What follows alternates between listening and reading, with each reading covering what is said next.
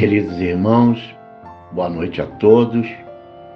Que a paz de Jesus se faça presente no coração de cada irmão, encarnado e desencarnado, que irá participar da nossa reunião de estudo e tratamento médico espiritual através do passe magnético virtual.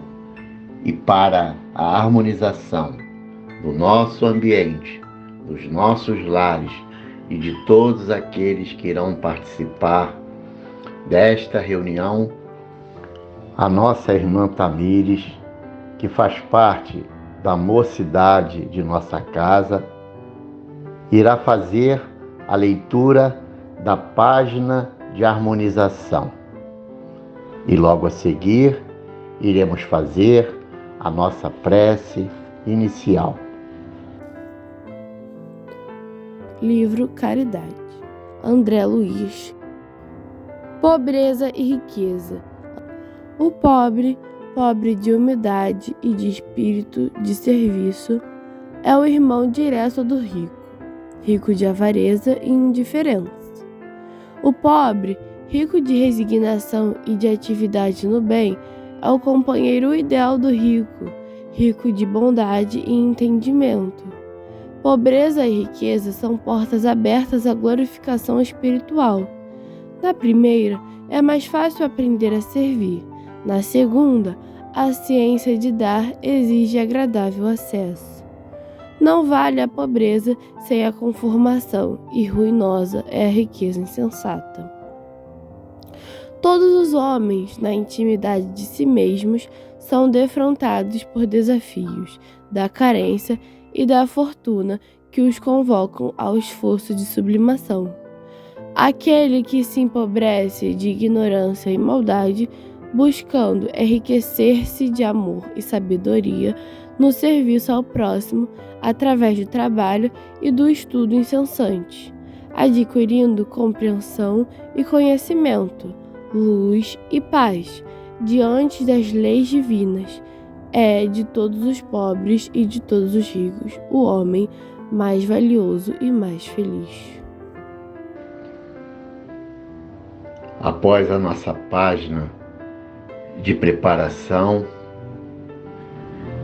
que nos deixou com os nossos corações ricos de amor, para podermos utilizar na seara da caridade e com os corações apacentados, neste momento, elevemos o nosso pensamento a Deus, nosso Pai de amor, justiça e bondade, e a Jesus, nosso Divino Mestre, amigo incondicional de nossas horas difíceis, e agradecer pelo dia de hoje, pela dádiva da vida e pela bendita oportunidade de podermos estar em nossos lares conectados com a nossa casa de amor, o Centro Espírita Isaac Lima, para recebermos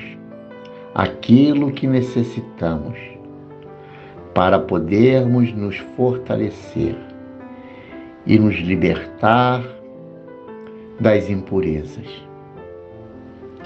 Por isso, Mestre, nós te rogamos e te pedimos para que a equipe médica espiritual e para os nossos irmãos médiuns passistas que fazem parte deste trabalho possam receber, Mestre, a tua orientação, as tuas bênçãos, para que eles possam, Senhor, socorrer e atender a cada irmão, a cada lar que irá participar desta reunião de estudo e de tratamento médico espiritual virtual, Senhor. Rogamos também a Isaac Lima, que socorra a cada trabalhador de nossa casa, que neste momento está precisando, Senhor. para que todos possam se fortalecer e retornar às suas atividades. E assim, Senhor, em Teu nome, mas sobretudo em nome de Deus, nós iremos dar início a mais uma reunião de tratamento médico espiritual. E na nossa reunião da noite de hoje, no primeiro momento, nós teremos a exposição da nossa companheira, trabalhadora, estudiosa da nossa casa, a nossa irmã Vânia Hungria, que irá trazer o estudo baseado no Evangelho segundo o Espiritismo, capítulo 7, itens 1 e 2, que tem como tema simplicidade de coração. Que possamos prestar atenção, vibrar pela nossa irmã. Então, com a palavra, a nossa irmã, Vânia Hungria. Sejamos todos muito bem-vindos, meus irmãos, a mais um momento de estudo e aprendizado da doutrina espírita. Que a paz do Mestre Jesus possa envolver a todos nós. O nosso tema de hoje é simplicidade de coração e a nossa referência de estudo é o Evangelho segundo o Espiritismo, em seu capítulo 7, itens 1 e 2. E nosso texto começa assim: Bem-aventurados os pobres de espírito, porque deles é o reino dos céus. Está no Evangelho de Mateus, capítulo 5, versículo 3. E a pergunta que logo nos vem é: quem são esses pobres de espírito que herdarão o reino dos céus? E a resposta é que somos todos nós, cada um de nós. E essa pobreza de espírito não é uma pobreza material, nem uma má vontade, nem uma indisposição para melhorar. Somos pobres de espírito ainda porque somos pequenos espiritualmente, porque ainda não nos elevamos o suficiente. Somos falhos, mas nós já desejamos a perfeição. Mas ainda temos muitas dificuldades para reconhecer os nossos limites. Então, é por isso que ainda somos considerados pequenos, porque não conseguimos sequer enxergar a nós mesmos. Jesus sabia que enfrentaríamos essa longa batalha e reuniu em torno de si espíritos capazes de nos representar em cada aspecto de nossa força e nossa fraqueza. Não eram deuses, também não eram santos. Eram homens e mulheres como nós, pescadores, donas de casa, pessoas que viviam como nós ainda vivemos, com seus medos e suas mazelas e principalmente sua vontade de melhorar.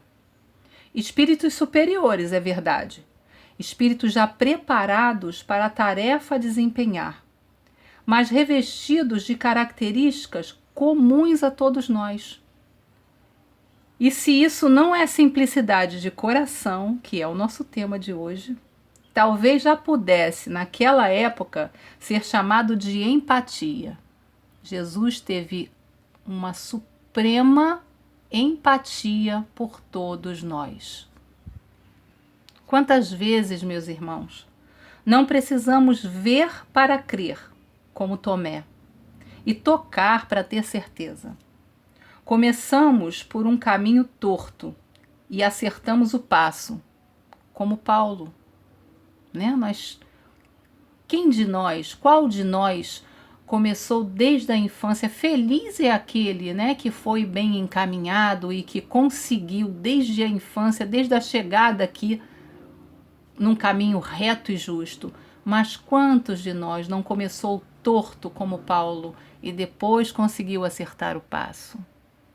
Quantos de nós não entendemos tudo errado e metemos os pés pelas mãos, assim como Judas fez, equivocado em suas crenças, em seus valores, desejando a mudança, mas perpetuando o modelo. Quantas vezes já não fizemos isso? Quantas vezes já não fomos Pedro, tão firme em suas convicções, homem trabalhador, valoroso, justo, disposto a seguir Jesus até a morte, e, no entanto, nega Jesus diante do perigo de sofrer a mesma pena, representando a nossa fragilidade. Quantas vezes somos e fomos e seremos ainda frágeis? Quantas vezes não nos propusemos seguir o Mestre e vacilamos diante da prova difícil? Quantas vezes identificamos em nós os pontos frágeis, obscuros, dolorosos, e traçamos metas para refazer o caminho e nos distraímos com a paisagem? Quantas vezes, meus irmãos?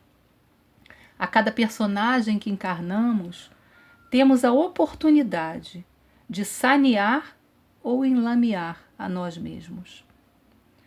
Junto à vestimenta carnal, recebemos um combo de circunstâncias, expectativas diante de nossa chegada, da família, dos amigos, da espiritualidade que nos assiste, que planeja junto de nós. Uma grande torcida se forma, alguns a favor, outros contra, mas com certeza é uma grande torcida. Recebemos também um corpo que vem preparado e predisposto a nos oferecer todas as oportunidades de crescimento.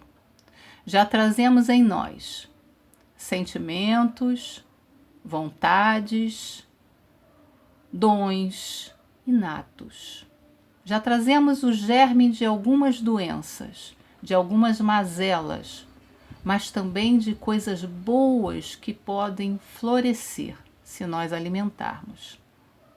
Recebemos a incumbência, o dever e a responsabilidade de cuidar desse corpo, de preservar a sua saúde, de conduzi-lo da melhor maneira possível, o nosso instrumento de trabalho. Recebemos também neste combo o livre-arbítrio, para nos afinizar com a torcida, seja ela contra ou a nosso favor, dos dois lados da vida. Não podemos esquecer, meus irmãos, que a torcida, além de grande, ela engloba os dois lados da vida, o lado físico e o lado espiritual.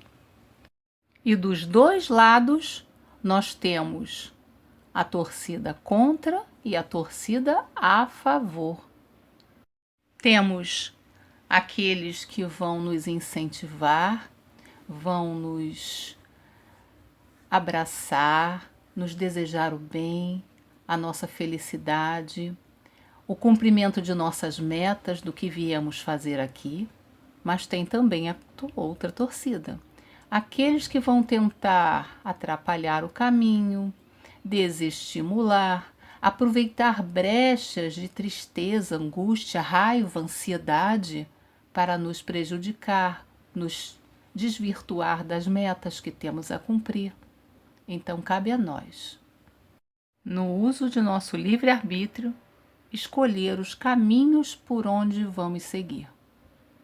Depois de entendermos isso, é só seguir em frente. Simples assim.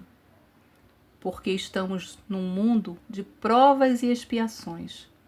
Estamos agora, neste momento da nossa existência, fazendo o exame final para um mundo de regeneração. E cada um de nós deve desenvolver em si esta regeneração e, sempre que possível, auxiliar o irmão do caminho. Estamos, meus irmãos, numa escola. Estamos aqui para aprender, como sempre nós falamos. E na escola da vida, Jesus é o mestre. E nos momentos de provas mais difíceis, quando nossas redes só voltarem vazias, mesmo após longos períodos de trabalho e espera, nós precisamos tirar um tempinho e olhar para a praia. E eu digo isso, meus irmãos, porque eu também lembrei do apóstolo João, que também nos representa, né? Como lá no início eu disse que os apóstolos são representações de nós. E os apóstolos João e Tiago, apelidados por Jesus de filhos do trovão, por serem intempestivos em sua adolescência, assim como nós. E o interessante dessa lição é que João nos mostra, né, essa adolescência cheia de energia e vontade de fazer as coisas a qualquer tempo, mas ele vem transformando ao longo de sua vida essa característica que ele consegue amadurecer e transformar em firmeza de caráter e força de propósito até o seu desencarne. Maria de Madalena, a transformação de Maria, que coisa linda, que exemplo para todos nós espíritos imortais, a transformação, que nada está perdido, que nenhum sentimento é insignificante, é vazio, que tudo que nós sentimos, o que nós fazemos é rico e importante. Como é que nós podemos transformar o que nós temos em bem, em bênçãos? E eu citei João porque ele nos traz essa passagem do Evangelho falando da terceira aparição de Jesus.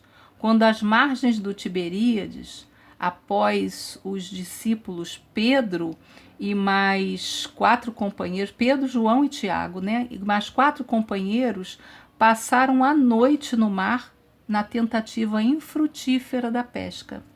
Então eles já exaustos, desanimados, estavam voltando, né?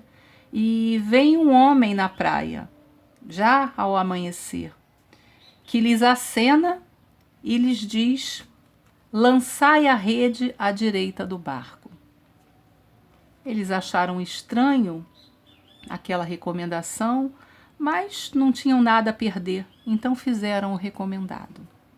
E, surpresos, perceberam a rede lotada de peixes. E João identifica o homem como sendo Jesus. E então Pedro, com aquele jeito de ser de Pedro, que todos nós temos também, se lança à água e vai nadando, né, até a margem para encontrar Jesus, enquanto os outros vão no barco também para encontrá-lo. E essa terceira aparição de Jesus para os discípulos, ela vem nos mostrando mais uma vez que a vida atravessa as fronteiras do físico e que esse intercâmbio nos ajuda a passar pelos transtornos do caminho o tempo inteiro. Não é através da prece que nós nos fortalecemos, não é através do abraço, do colo, do amparo dos amigos que nós perseveramos no caminho. Então esse intercâmbio o tempo inteiro ele acontece não só com os encarnados, mas com os desencarnados também. E nós só temos que escolher o lado certo da torcida. Essa passagem nos chama também a atenção para o fato de sermos pescadores, pescadores no mar da vida. É isso que Jesus quer nos mostrar. Jogamos nossa rede em busca de oportunidades nem sempre muito justas ou santas. Quantas vezes nos empenhamos em não perder oportunidades que seria mais oportuno se nós perdêssemos? Que às vezes de imediato ou mais lá na frente nos causam grandes prejuízos. Jogamos nossa rede para ter amor, fortuna, beleza, realização profissional, saúde, bens materiais, família, amigos. Diariamente nós buscamos o alimento que sacia nossa fome de conforto e paz. Na maioria das vezes, nos iludimos com as cores do caminho, com as pessoas com as quais cruzamos e lançamos nossa rede do lado errado do barco. Nos esforçamos por ilusões e ambições que não fazem parte da nossa história. Às vezes nós até nos adaptamos a isso e conseguimos, mesmo não fazendo parte daquele contexto, conduzir a vida de uma forma aceitável, quase que bonita, mas nem sempre. Nem sempre. Noutras vezes nós sofremos, adoecemos, nos cansamos e só depois de muito tempo, e temos que ser muito gratos quando isso acontece, porque nem sempre é assim, nós decidimos mudar. E é preciso jogar a rede do lado certo quando nós decidimos mudar. Rever os nossos conceitos, reavaliar os valores morais, redefinir as razões de estarmos aqui nesse momento, neste contexto, em vez de reclamarmos, de nos angustiarmos, de nos revoltarmos, começar a pensar o que isso está nos trazendo de bom. Por que a minha profissão é essa e não aquela? Por que a minha família é essa e não aquela? Por que eu vivo neste bairro, neste país, neste corpo? O que isso me traz de bom? O que eu consegui até hoje com o que eu tenho? É preciso reavaliar todos esses valores, saber quem nós somos, por que nós somos quem nós somos, o que nós estamos fazendo aqui. Rever o nosso dia, os nossos atos, concentrar esforços para a verdadeira renovação. Essa é a nossa tarefa aqui. Construir casa, trocar de carro, ter uma pele linda, isso é consequência do nosso trabalho, do nosso esforço, do nosso tempo de sobra. Mas a nossa verdadeira tarefa é construir a nós mesmos. Independente do que nós consigamos juntar de material, conquistar de social, de reconhecimento, de amigos, de enfim, do que pudermos juntar, amealhar aqui, o importante, a nossa maior obra, somos nós mesmos. Saber quem somos, o que viemos fazer aqui, o que nos faz bem sem agredir ao nosso próximo, porque muitas coisas que nós temos e que nos enriquece e que nos faz brilhantes diante da sociedade não nos faz bem. Saber se o caminho que escolhemos nos faz uma pessoa melhor, de verdade. Bem-aventurados serão os que redobrarem esforços por vencerem suas fraquezas e mazelas. Um mundo de regeneração se inicia com espíritos em regeneração. E o nosso texto de hoje, do Evangelho segundo o Espiritismo, nos diz o seguinte: os homens de ciência e de espírito, segundo o mundo, têm geralmente tão alta consideração de si mesmos e de sua superioridade que olham as coisas divinas como indignas de sua atenção. Seus olhares, concentrados sobre sua pessoa, não podem se elevar até Deus. E muitas vezes, meus irmãos, vivemos assim, grande parte da nossa vida, às vezes a vida inteira, às vezes só uma parcela dela. Mas vivemos assim, olhando para baixo, olhando só para aquilo que nos interessa naquele momento, sem perceber que a vida é muito mais do que isso, que à nossa volta existe uma infinidade de informações, oportunidades, pessoas, histórias que influenciam a nossa vida e são influenciadas por nós. Então, quando Jesus diz que o reino dos céus é para os simples, ele quer dizer que ninguém é nele admitido sem a simplicidade de coração e humildade de espírito. Que o ignorante que possui essas qualidades será preferido ao sábio, que só crê em si mesmo e não crê em Deus. Que a humildade é um ato de submissão às leis de Deus, enquanto que o orgulho é um ato de revolta. Então devemos escolher o nosso lado da torcida. Nós estamos a favor do nosso progresso ou nós vamos perder tempo com as cores do caminho? Para que lado nós vamos jogar a nossa rede? Na questão 919 do Livro dos Espíritos, Kardec pergunta aos espíritos: qual o meio prático mais eficaz que tem o homem de se melhorar nesta vida e de resistir à atração do mal? E os espíritos respondem: um sábio da antiguidade vô-lo disse: conhece-te a ti mesmo. E Santo Agostinho complementa essa resposta dizendo que ele fazia todos os dias uma avaliação ao final do dia para saber se ele tinha acertado ou errado naquele dia. E ele diz o seguinte: examinai o que pudestes ter obrado contra Deus, depois contra o vosso próximo e, finalmente, contra vós mesmos.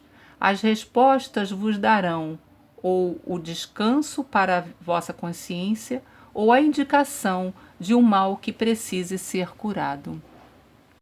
E ele segue: vasculhe sua consciência aquele que se sinta possuído do desejo sério de melhorar-se, a fim de extirpar de si os maus pendores, como do seu jardim arranca as ervas daninhas. Falando pode até parecer fácil, não é, meus irmãos? A simplicidade de coração. Mas é trabalho para uma vida inteira. Uma vida de 30, 40, 50, 80, 90, 100 anos. E de repente repetida em outra e em outra. Mas nós vamos seguindo. Vamos dando conta de cada dia, de cada lição. Por hoje, basta o hoje. E para finalizar o nosso estudo, eu trouxe um texto de Alta de Souza, do livro Consolador, Psicografia de Chico Xavier. O título é Oração de Hoje. E diz o seguinte: hoje, Senhor, resplende novo dia, que deveres e júbilos condensa, nova esperança luminosa e imensa, renascendo da noite espessa e fria. Dá-me trabalho por excelso guia, ensina-me a servir sem recompensa e a fazer do amargo de cada ofensa uma prece de amor e de alegria. Que eu te veja na dor com que me elevas, por flamejante sol rompendo as trevas, ante a beleza do celeste abrigo. E que eu possa seguir na caravana dos que procuram na bondade humana a glória oculta de viver contigo. Muita paz a todos, meus irmãos, que consigamos ter a sabedoria, a força, a coragem e a vontade sempre renovadas de jogar as nossas redes do lado certo, de fazer a escolha certa, de estarmos ao lado dos que nos querem bem, de resistir aos nossos vícios, às nossas mazelas, aos nossos defeitos ainda existentes. Que a paz do Mestre possa envolver a cada um de nós, hoje, agora e sempre. Que assim seja. Graças te damos, Senhor, por termos chegado ao final deste primeiro momento da nossa reunião da noite de hoje. Queremos agradecer à jovem Tamires pela leitura da página e também pela nossa irmã Vânia Hungria, pelo rico material que nos trouxe na noite de hoje, para que possamos refletir durante a nossa semana vindoura. Então rogamos aos irmãos neste momento, que é o segundo momento, em que a equipe médica espiritual e os médiuns passistas de nossa casa estarão reunidos, emitindo vibrações de cura, vibrações de paz, vibrações de harmonização para todos os lares e para todos aqueles que necessitam de atendimento médico espiritual. Rogamos aos irmãos que permaneçam sentados numa posição confortável, elevando o pensamento a Deus, a Jesus, rogando a ajuda, a misericórdia daquilo que necessitam no momento, que com certeza as equipes médicas e espirituais irão visitar a cada irmão necessitado e irão atender dentro da necessidade de cada companheiro. Rogamos também aos nossos irmãos que permaneçam orando até o final da música, quando se dará por encerrado o atendimento. Mas, se possível, continue por alguns minutos refletindo, para depois retornarem às suas atividades habituais.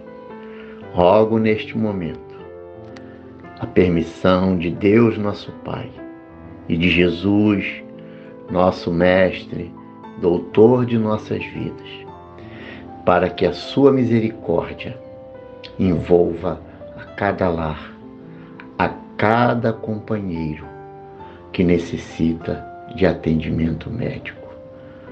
Que o Senhor nos abençoe, nos proteja e nos ilumine, hoje e sempre, que assim seja.